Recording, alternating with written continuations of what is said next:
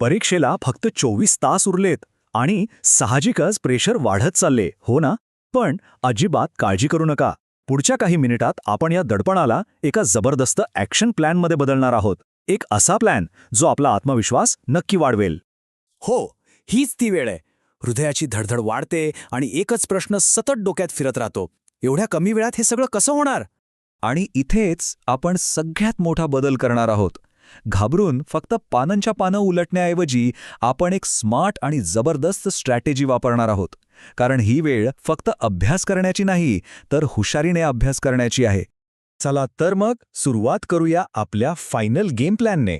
पुढचे 24 तास कसे वापरायचे याचा हा एक अतिशय स्पष्ट आराखडा आहे. आपल्या दिवसाची रचना साधारणपणे अशी असेल. सकाळी लवकर उठण्यापासून ते रात्री शांत झोपण्यापर्यंत प्रत्येक टप्प्याला एक खास उद्देश आहे. खरं तर हीच आपल्या विजयाची ब्ल्यूप्रिंट आहे.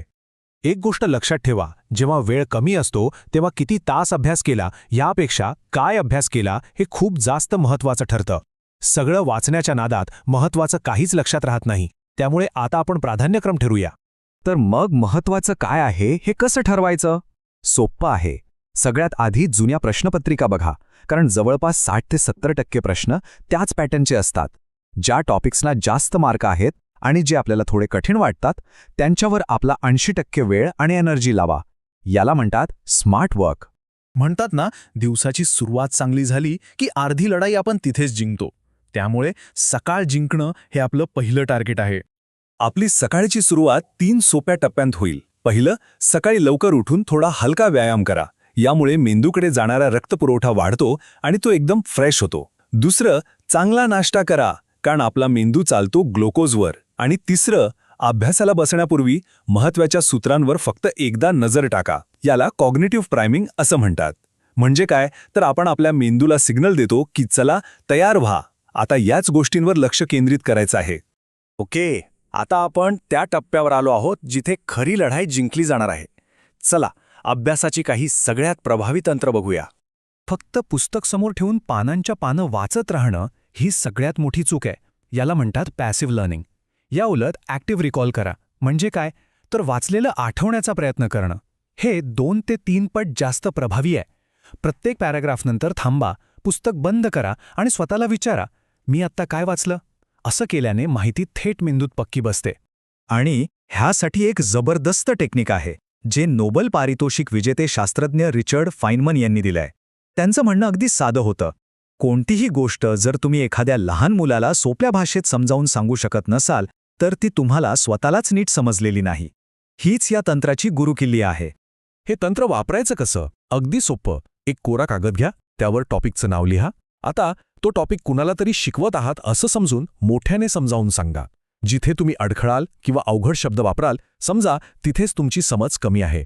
मग काय, नोट्स बघा, ती उणीव भरून काढा आणि पुन्हा एकदा सोप्या भाषेत सांगण्याचा प्रयत्न करा. बघा, ती संकल्पना कायमची लक्षात राहील. हीच गोष्ट सूत्रांना म्हणजे फॉर्म्युल्यांनाही लागू होते.